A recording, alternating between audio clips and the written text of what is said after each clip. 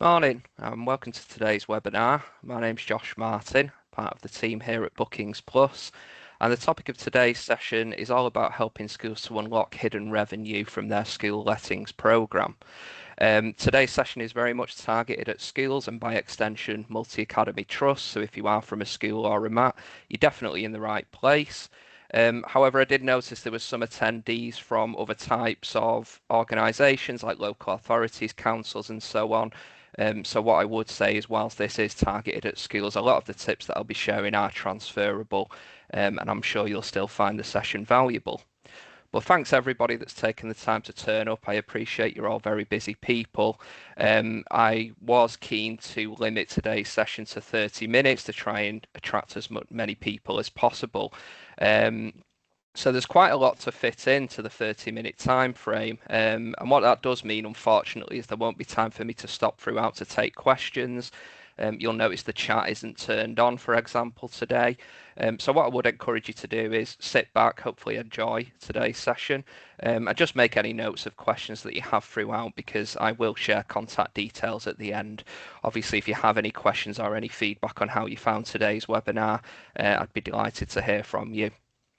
Okay, so having a look at today's agenda, what I'm going to do is start in part one with a little bit of background into who we are and what we do. I'll provide a short introduction to Bookings Plus and Kojima Community, and who we work with, what we offer. I'll then turn our attention to the current state of school lettings, just to kind of set the scene for today's webinar, and how we feel there's a real strong opportunity for schools to unlock a lot more revenue from their school lettings programs. Then we'll move into part two, which will be the main topic of today's discussion. And what I'm going to be doing throughout is sharing 10 practical tips to help you maximise revenue from lettings and run an efficient lettings programme. Those 10 tips will be broadly kind of categorised into three areas. So we're going to start by looking at the promotion and advertisement of school facility hire. Then we're going to be looking at how to price your facilities, how you can set pricing that is accurate and fair. And then finally, we'll turn our attention to ways that you can create efficiencies. If you are running a school lettings program, you want that to be as easy to run as possible. And I'll share some tips to help you achieve that. There will be a third and final sort of optional part of today's session. So parts one and two will probably take us to around 30 minutes, although it might be a little bit shorter.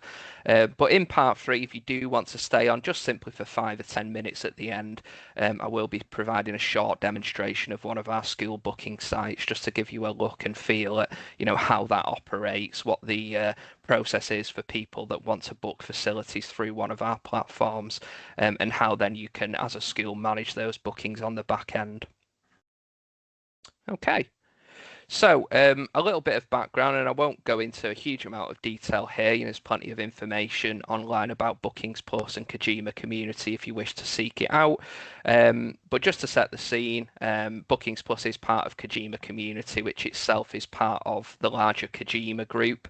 It's one of the largest construction companies in Asia and indeed the world. But Kojima Community operates solely in the UK, and basically it exists to support schools, multi-academy trusts, local authorities, and all sorts of different community organisations to unlock the full value of their facilities. So we work with various different venues just to help them around kind of utilisation, generating more income, and strengthening engagement with their local communities. And what we offer for schools and other organisations is basically two types of packages. So for schools that want to manage lettings themselves but want support from software that can help them do that efficiently, we have a software only package. Basically, that involves an online lettings website where people can go book your facilities, and then an admin section where you can kind of manage those bookings and payments on the back end. For schools that want a little bit more support, we do offer additional services. So we have an in-house team of dedicated lettings experts.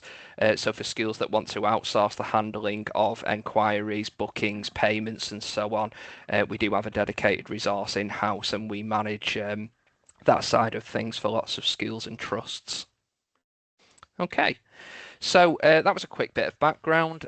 So if we move on now and we think about the kind of opportunity ahead for schools to unlock revenue from school lettings, A few facts and figures. As we know, there are around 32,000 schools in the UK, making schools one of the largest public estates in the UK. And obviously, those schools differ drastically. Some schools are located in more affluent communities, some more deprived communities, some communities are sparsely populated, some a little bit more densely populated. But the typical characteristics of schools is that they are centrally located in communities. Lots of them have specialist high quality facilities, and there are lots of accessibility advantages as well. Being centrally located in communities, they're pretty easy to get to, whether it's by public transport or by car, and usually they have adequate parking facilities. So all these different things put schools at an advantage when it comes to offering lettings, say against like a local community centre or a smaller venue that might be seen as a local competitor, for argument's sake. But nevertheless, it was interesting. I came across an article that was published earlier this year by Schools Management Plus, and in it they estimated that schools lost out on 1.97 billion through lettings revenue in the past year. So, as we've seen, the facilities exist, the demand exists within local communities, and all our evidence points to the fact that with the right promotional marketing and management, schools can achieve a very effective, efficient, and lucrative lettings operation. If you are interested to know, schools that join Bookings Plus on average see an increase of about 24% per venue in terms of bookings. But several schools we work with are, well in excess of that. Lots of schools we work with generate well over £500,000 a year through lettings, and lots of trusts well over £1 million. And obviously, working with schools, we wouldn't be naive enough to think that lettings is the top priority. Clearly, for schools, they serve, their students, and it's all about improving outcomes for students and their life chances. But lettings is a great way to unlock extra revenue that can be then invested back into those schools and students. So, obviously, that's very important. Okay, so I suppose to start with, where do we see kind of schools getting it wrong, or where could schools improve practice around advertising lettings? So a few common pitfalls here. The first one is an obvious one. If you are a school that offers facilities to hire, but there's no evidence of that on your website, then hirers would assume that you don't have any facilities to hire. So you should have an online presence. And some of the schools we work with, we notice that, before we work with them, I should say, it's not obvious that they have facilities available to hire to local communities. We do come across some schools and multi-academy trusts as well that kind of conflate a lettings policy with the promotion and advertisement of lettings. The two are mutually exclusive, both serve very important purposes, and I think it's just important not to conflate the two. And as always with these kinds of things, I think it's important to, envisage what that process looks like from the hirer's perspective. Is it reasonable to expect a hirer to go through pages and pages of a lettings policy to uncover, what facilities you have to hire and how to book them? So the two are two important but separate things, we would say.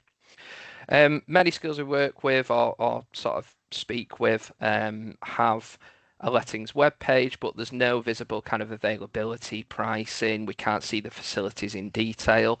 And quite often what schools will do is force potential hirers to contact them to get more information, be it by phone or email, when that information could be more clearly shown on the website. Outside of the school website, lots of schools won't have any kind of physical signage or promotion of facility hire. And all these things basically just lead to a slow process for hirers and staff. Hirers need to get in touch with the school to find out more information. And then by extension, the school staff spend a lot more time than is necessary kind of going back and forth and managing that inquiry. And I think it's important to point out, obviously, in today's digital age, people want information at their fingertips. So a school website that says "contact us for more information" is a little bit more akin to the yellow pages than it is a modern booking site. If we think of the likes of Airbnb, Booking.com, all of that information is available to view within the website, and schools can achieve similar through lettings. So I'll go through my 10 top tips now. We're going to start by looking at effective promotion of school facilities. So tip one would definitely be to increase your online presence. If you haven't got a lettings page on your school website already, think about adding one. And I think what I would say is, as a bare minimum, this should include detailed descriptions of every available space. So we want to be able to see, location of facilities within your school. We want clear quality images of what you have available. If you do have strong facilities, make sure that you're kind of showing that through your website. And there should also be clear next steps for the hirer. How is it that they go about booking, and can we make that process a little bit smoother than them having to pick up the phone or send an email to find out all the details that could potentially be shown on the website? One of the things that we offer, obviously, at Bookings Plus is not just a lettings web page, but a dedicated booking site. And I can talk to you as we go throughout today how that works. But if we think about how that might look in practice to start with, this is just an example that we use for demo purposes. So you can see it's branded with our logo. But for the schools that we work with, we brand it with their logo and colour scheme. But from a hirer's point of view, this allows them to go on the website, select the reason for hire, select the date that they want to hire the facility, and search. On an individual school page, you'll see detailed descriptions about that school, what facilities are available, and the opening hours.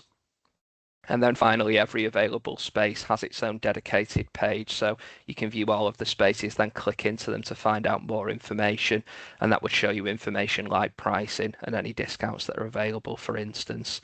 Obviously, I will dive into that later for anyone that wants to stay on for the optional demo, and we can look at that in more detail. So we've covered tip one, moving on to tip two. Consider creating a virtual tour or having a virtual tour created for you. This is something that we can help you with. There are lots of other providers out there that can do the same. But the mantra here really is that if people can visualize their activity in your space, they're much more likely to book. So from a hirer perspective, they can go on a virtual tour, they can view, are there fire exits that are clearly marked? Measurements are included, so if they did want to set up a certain type of equipment, they can see whether it would fit without needing to turn up on site with a tape measure. But not only is this great for hirers, it's great for staff that manage lettings as well, because during a busy school day, I'm sure you've come across times where people have made enquiries, they want to come down to view the facilities, but it's just really difficult to arrange and fit them in. So virtual tours can create a really useful alternative to in-person visits. One of our more recent case studies that we had done with the Ivy Learning Trust mentions virtual tours. Since joining Bookings Plus, they've seen an 86% increase in bookings that they've taken.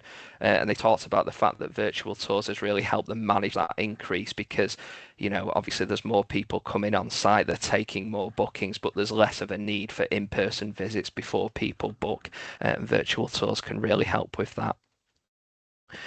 Tip number three is, if you've got a presence online, you've got a booking site or a lettings web page, what you then need to think about is optimizing the discoverability of your website. So search engine optimization is a phrase you'll no doubt be familiar with. Today's webinar is an SEO 101, so I won't go into a huge amount of detail about that. But what is a useful start point is, you can sort of do a quick Google search for facilities in your area and see where your lettings page or website is appearing. If you're hidden away on page 2 or 3, then obviously you need to think about improving your SEO so that when people search for facilities in your area, your website is coming up a bit closer to the top. So think about what potential hirers would be searching for. It would be things like sports hall hire in Northampton, let's say, 3G pitch hire near me. And there's lots of available information. Google are quite open in terms of what improves SEO and rankings. So I'd recommend that you dig some of those guides out. Including things like meta tags on your web page, and there's lots of other advice to improve your Google ranking and encourage more visitors to find your site. But not only can you sort of generate more organic traffic through SEO, the fourth tip would be all about spreading the word. So, as schools, you are in privileged positions in that you have a captive audience of parents that are engaged with your communication. I'm a parent of 2 young children. I get a lot of junk email to my inbox, but when I get an email from their school, I pay attention to that, whether it's just a general communication or indeed the regular newsletter. So again, we're not suggesting for a moment that you should overhaul your communication and your newsletters so that it's all about lettings, but maybe think about ways to introduce the fact that you do offer lettings. It might just be a line towards the end somewhere to say, we offer the following facilities to hire. If you're interested, here's our booking page. And it just helps to encourage more traffic and more visibility. Other things you might consider are things like flyers that you can have in school reception. You can see an example of one that we've produced in one of the images to the right. Local magazine inserts as well. We worked with a community centre recently where we published a magazine insert that went into a local parish council magazine, and that led to 5 new long-term enquiries for them. So all these things can be really useful to drive more traffic to your booking site. School prospectuses, social media, any interaction you have with parents are an opportunity to talk about lettings. And the final thing as well is PVC fence banners. Like they're really simple and pretty cheap to produce, but like we said earlier, schools centrally located in communities. Think about how much footfall passes your school on a daily basis. That doesn't need to be just parents, it can be other people within the community. And if you've got a banner on your fence saying that your facilities are available to hire, it's a great way to spread the word and get more interest. The other tip for any of that physical marketing is, QR code that links straight to your booking form. Pretty easy to produce these days. And again, it just negates the need for someone to pick up the phone or send an email in order to find out more. Fifth tip is make booking easy for your hirers, and the mantra on this one is every extra step that the hirer makes is at least the possibility of bookings dropping off.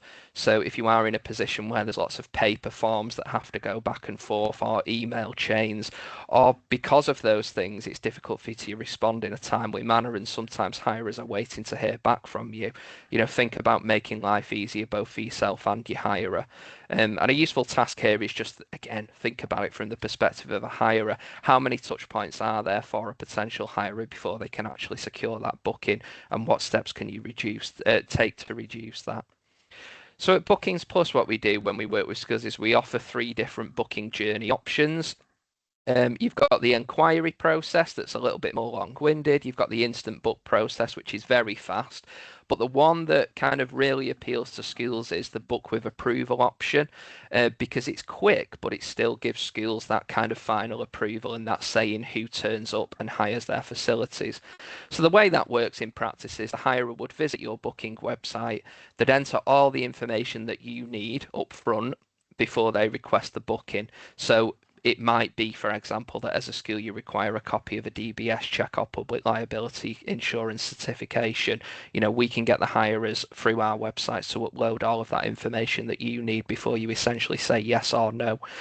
Then for the school, it's just about either approving the booking or rejecting the booking. And we also have ways to integrate payment within the platform. So, it can be as simple as you approve booking, the customer is charged, and they turn up and everybody's happy. But it's a great way to reduce those long email chains, those paper enquiries, whilst at the same time giving schools full control on who turns up and uses their facilities.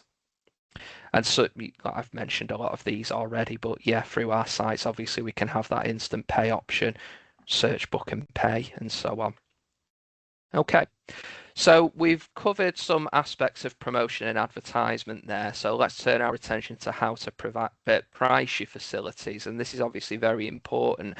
And tip number 6 would be charge smart, not just cheap. And think about the fact that, you are selling space and experience. People are kind of coming to enjoy themselves when they use their facilities. So it's often not just about a race to the bottom in terms of who can offer the cheapest option. It's about, what is most suitable to the people within your communities. So again, it goes back to thinking about things like, what are your unique selling points? What is it that you've got that maybe the centre down the road doesn't have? It might be simple things like accessibility, parking availability. It might be about the quality of your facilities. Have you got a high quality 3G pitch that's floodlit and is available for evening bookings, whereas grass pitch down the road doesn't offer that option? You might have changing facilities available that might appeal to certain people. So a useful task here before you start setting pricing is definitely benchmark yourself against local facilities. Go online, have a look for 5 alternative venues. It doesn't need to be an exhaustive list, but have a look at what's on offer. What are they charging? How do your facilities compare before you set the pricing? And I've just shown a quick snippet here for this is an example of some of the work that our internal bookings team will do on behalf of schools. And I've anonymised all the venues here, but they're looking at things like, what do alternative venues offer? What do they price them at? And then they'll use that to kind of come up with a fair and reasonable pricing structure for the facilities at the school that they're working with. Tip number 7, consider charging for add-ons. This is actually a brand new feature that we've just introduced to our platforms. And it's all about basically maximizing the value of every booking. So often it's not just about quantity and the number of bookings that you get. It's about for every single booking, are there other things that we can offer, other supplementary items that are going to appeal to the hirer and mean that you maximize the value of that particular booking. So it might be simple things like catering equipment, it might be tea, coffee, biscuits, it might be water, it might be IT equipment like a projector. It might be that some schools have insurance policies available to hirers that they can buy into. All these things help to boost the value of that particular booking, and with our platform, that can be added on at the point of booking with the hirer. Tip number 8, review pricing regularly. So obviously we talked in tip number 6 about how it's important to set fair and accurate pricing, but it's also very important to go through a process of reviewing that. Don't just set your prices and leave them the same for the next 5 years or something. It's something that you should come back to. And a lot of this is really about looking at current usage. So if you have got spaces that are overutilized and maybe you had to turn enquiries away because you're so busy at certain times of the day, you should consider RPI increases. It's what people expect. It's fair enough. And clearly, if that demand exists, then you clearly have facilities that are considered quality and you could potentially charge that a little bit more for them. But conversely, you might have spaces that are underused. So, one of the things that we are able to produce within our platform is what we call a bookings value report. And it's an easy way to see, what revenue have you brought in between two different periods, what usage is going up, what usage is going down. And for usage that's going down, that's where you can start to consider things like off-peak discounts, promotions, and the like. The other thing as well is considering like your reliable regular hirers, because they're people that you want to keep. So you can think about ways to incentivize them early to essentially keep them coming back. So it might be that, if they book 10 sessions, they pay for 9 and get one free or something like that. Just maybe a little token gesture that will mean that you're not losing out on a huge amount of revenue, but they're incentivized to keep, booking those recurring slots with you. You might also want to appeal to certain groups or charity organisations with particular discounts. So within our platform, we've got the ability to offer different pricing for different types of groups, and that's something you may consider. And again, this is just a quick example here of one of the pricing reviews that our internal team do, where they're looking at usage for different venues within a school, and then thinking about, where they can introduce an RPI increase or where they might want to introduce certain discounts and incentives to encourage more bookings. Okay, so final part of today's session is just going to look about creating efficiencies now when it comes to sort of managing bookings internally at a school. And the 9th tip today would be do as much as you can to reduce admin, whilst at the same time increasing revenue. Schools are very busy places. Understaffed in many instances, staff are up against it. And certainly some schools do have dedicated lettings teams and managers and coordinators that are tasked with exactly this. But quite often what we find in schools is that, the responsibility, I should say, for lettings might lie with the business manager or another member of staff that has to kind of fit lettings in amongst many other competing priorities. So it's really important to try and kind of reduce as much admin as you can and make that process as easy to manage as possible. So some of the common pitfalls, I should say, we come up against is schools that solely use manual invoicing. So you might want to introduce a way to take payment through the platform. You might want to consider like a pay before play policy. That way people are making payment before they turn up and you're not spending a huge amount of time chasing debt. You might be in a position where you've got double bookings happening, which isn't ideal. You might have scattered information when it comes to managing bookings in various different spreadsheets.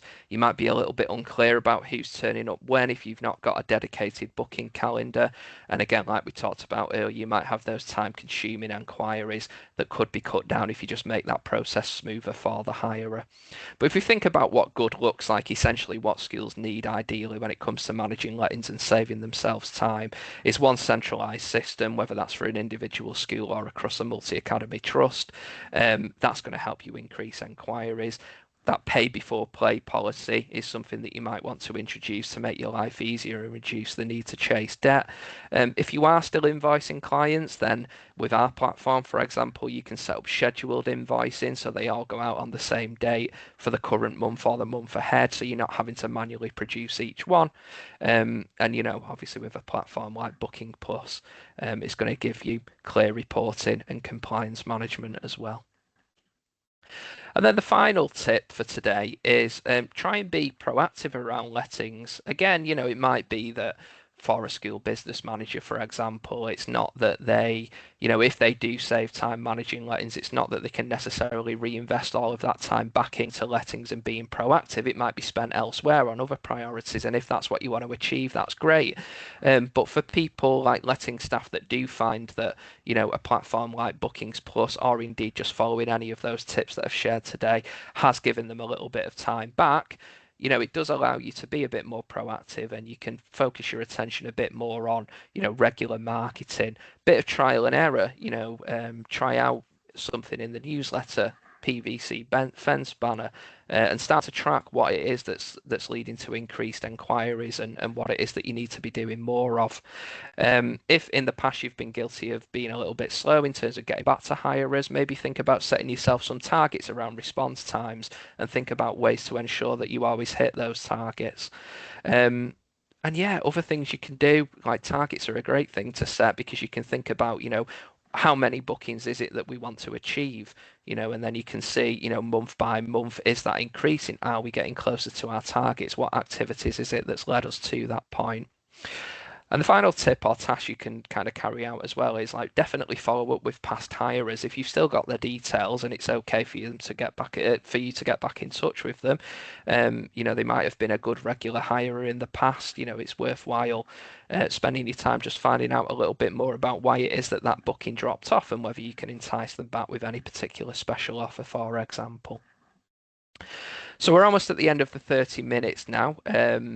As I said earlier, I will spend just a couple of 5-10 minutes in a moment going through a short demo. But just a quick summary of what we've covered in today's session. From a lettings point of view, we definitely feel it's important to be visible, with a website that shows that you offer lettings to your community. Be easy to book, avoid those long email chains and paper trails and make life easy for hirers and yourself. Price strategically, so we talked about benchmarking against other local facilities and thinking about what it is that sets your facilities apart and how you can price them fairly. Reduce admin as much as you can. Think about having a centralized system that just does all of that for you. And then finally, if you are saving time on lettings, reinvest that time back into being proactive and trying out various marketing strategies to see what works. Okay. So, before I move on to the short 5-10 minute demo, obviously I'm aware we're coming up to the end of the 30 minutes and some people might drop off. So for those people, thank you very much for attending today's session. I have included my contact details just there in the bottom left-hand corner. So if you do want to get in touch, be it with questions or feedback, or indeed if you just want a copy of today's slide or a recording of today's session, that can be arranged. So you can contact me by email at josh.martin@bookingsplus.co.uk. And I've included my contact number there as well. I won't read it out, but hopefully I've given you enough time to scribble that down. There is more information on what we offer at bookingsplus.co.uk as well, so please feel free to visit our website if you're interested in finding out more. Okay, so what I'm now going to do is share a different screen. And what you should hopefully now see is an example of one of the booking sites that we developed for a trust that we work with, the Ivy Learning Trust. So this is what the homepage looks like, and basically what you're able to do on here is you can see, there's a space to search location, you can search your reason for hire, and you can put in the date that you're interested in hiring their facilities. Now, this particular website is branded as the trust with their logo. We've used their colour scheme, and they've been able to select a specific URL. In this case, it's lettings.ivylearningtrust.org. So gives an idea of what we're able to produce for schools and trusts. If I go onto the venues page, what that will do then is it'll show me all the different venues that are available for schools across that particular trust. And if I go into an individual school, it gives me the opportunity then to find out a bit more about that school, where it's located, other bits of useful information before eventually I can see what facilities are available, and then each facility has its own dedicated page. So if we are interested in inquiring about the main hall, we can go onto here. It's at this point that we can, for example, view a virtual tour of that particular space. So if I click on here, it allows me to have a quick look around the sports hall, for example. And then you can see down in the right hand corner there, I've got that ability to actually start that booking journey. I won't go any further on this website because I'm sure the Ivy Learning Trust wouldn't thank me for actually putting a fake booking through. But it's just to give you a flavour of how that looks. This one is for an individual school, King James's School.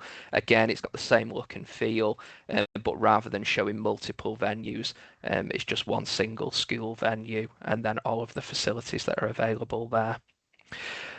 So what I'll do now is I'll go a little bit further in that booking journey and just use our demo website in order to illustrate how that works. So if I go onto the Our Venues page and I click into this particular venue here, I'm going to inquire about making a booking for this particular sports hall. So all I essentially need to do is select the fact that I want to book the sports hall on this date, and let's try between 10 and 11.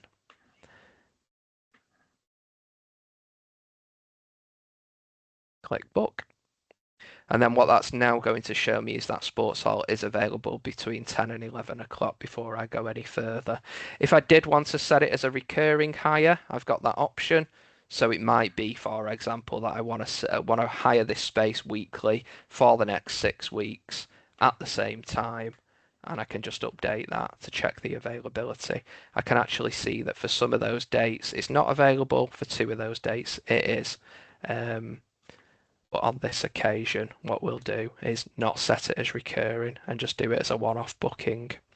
And let's just imagine it's for five-a-side football. Okay, so what I'm going to do now is continue booking, and you can see at this point it gives me the option to add on any extras. I'm not going to do that in this occasion. And then what it's going to do is take me through to basically a questionnaire that is we can work with the schools to configure. So in this example, it can be as many or as few questions as you want to ask, but it's asking me, nature of the hire, how many attendees, it's 5-a-side, so let's say 10.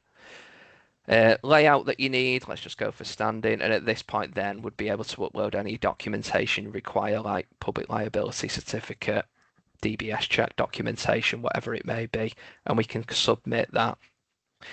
Now, once that's done, providing the hirer has set up an account, which is very quick to do, they can click confirm and pay, accept the terms of hire, and basically that will go through to the back end for you to approve. So this is what the back end looks like, and I won't go through all the different intricacies of what we offer here, but if we just think about the remainder of that booking journey, what I'm going to do is select the space that we've just booked that hire for. And you can see it appears here in the calendar. So that's my booking there. The reason it's highlighted in yellow is because it's still awaiting approval. And the reason the little pound sign has a grey box around it is because at this point it's unbilled because I haven't approved it yet. The approval process is really simple. So I can click into it, I can view the booking, and I can see all the information that I need in order to either approve or reject it. So we've got information about that particular hire. We can see things like, if they have uploaded documentation, We can see the answers to those questionnaires. But essentially, once I'm happy with that booking, all I need to do is click approve, approve the booking, and as that little pop-up box said, then that will trigger payment to come out of that particular customer's account. And then we're all done. So what that will do then, when the payment is done and approved, and we go back into the calendar, you've seen it now. It's highlighted green because we've approved it. It's turned red because we've billed, and very shortly that will turn green because the payment has gone out of the customer's account and into the schools. So there are lots of other ways we can help schools. There's dedicated sections for managing finance, reporting, and so on. But obviously, I am aware of time, and I won't go through all of those different intricacies today. Again, what I would say is, if you are interested in more detail about what we offer and all those different intricacies within that admin area, do get in touch, and we'd be very interested, to find out about your school requirements, and the different areas of the platform that can help you when it comes to managing your lettings operation. Okay, so that's everything from me. Thanks very much for everyone that attended, and in particular for those of you that stayed on to the end for the short demonstration. Be delighted to hear from you if you've got any feedback on today's session or any questions. We will be running other webinars like this on slightly different topics, so look out for invitations to those in due course. But yeah, all that there is now for me to say is thanks very much, and hope you enjoy the rest of your day. Thank you.